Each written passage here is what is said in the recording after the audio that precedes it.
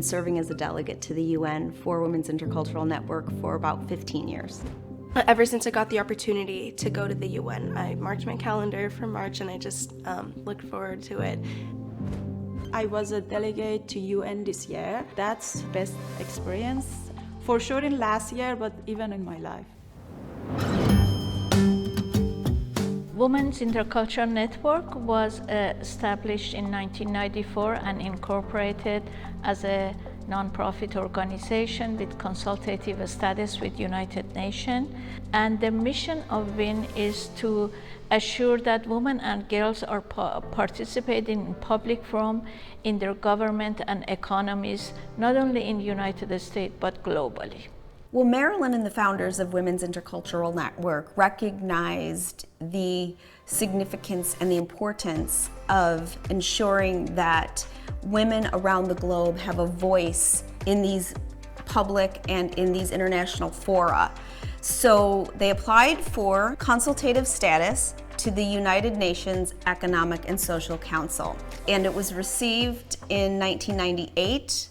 WIN became a member of ECOSOC. Since then have been issuing reports and participating in the UN Commission on the Status of Women. So since Beijing Women Conference, we've been attending all the Commission on the Status of Women at the United Nations in New York headquarters. As the government's representative coming together at the Women's Commission, there is a parallel NGO forum that Women's Intercultural Network every year participating and providing workshops on various issues related to the theme of that year of Commission on the Status of Women. So as a poverty and civil rights attorney, I've always been passionate about women's rights because I know the ways in which poverty disproportionately adversely impacts women, especially extreme poverty.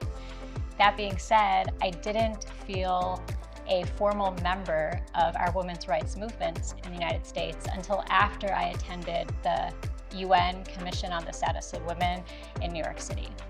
And the reason for that is prior to attending that amazing, life-changing event, I considered the women's rights movement in the United States, although it had accomplished so much good, to be very much focused on the rights of the already privileged, rather than those who were most in need of having their rights advanced and asserted, including women in poverty, recently incarcerated women, women from minoritized communities. And at the Commission on the Status of Women, I deepened my understanding of the global principles of women's rights, and especially CEDAW, and how important it is to center women in poverty in the women's rights work that we do, and also apply an intersectional framework so that we are taking all efforts to mitigate rather than perpetuate forms of discrimination. In 2015, when I was serving as a delegate to the UN Commission on the Status of Women, there was an organization there and they had delegates who had come from Mali. And it was one of the times when I really recognized the connection between policy and the implication in the day-to-day lives of women.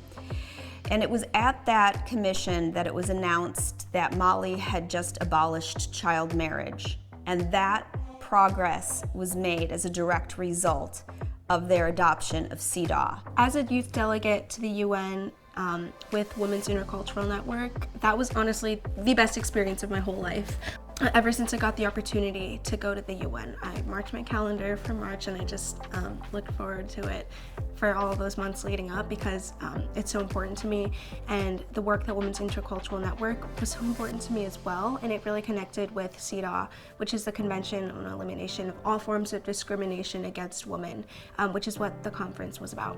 And honestly, being able to be exposed to those formal discussions in the breakout sessions and in those meeting rooms was really, really special. The first day that I got there, we were invited into the New York Bar Association, which was so incredible, and we had a conference room and I was the only young person there, and I never felt that my voice wasn't being heard, or I never felt that I wasn't equal to.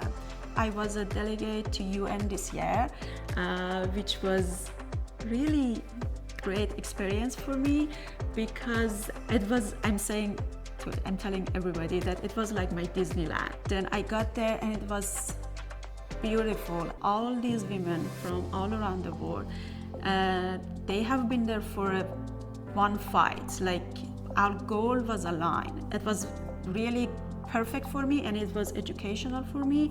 The one thing was women's issue and women's right, that it was a solidarity that you could see everywhere. I was running between the sessions, writing these notes, and I'm using those notes actually. So that was, I guess, one of my best experience, I can say, for sure in last year, but even in my life. 2025 would be 50 years after the first International Women Conference, and 30 years after when Women's Intercultural Network embarked on a global activity on protecting the rights of women and girls and ensuring their participation in economies and governments.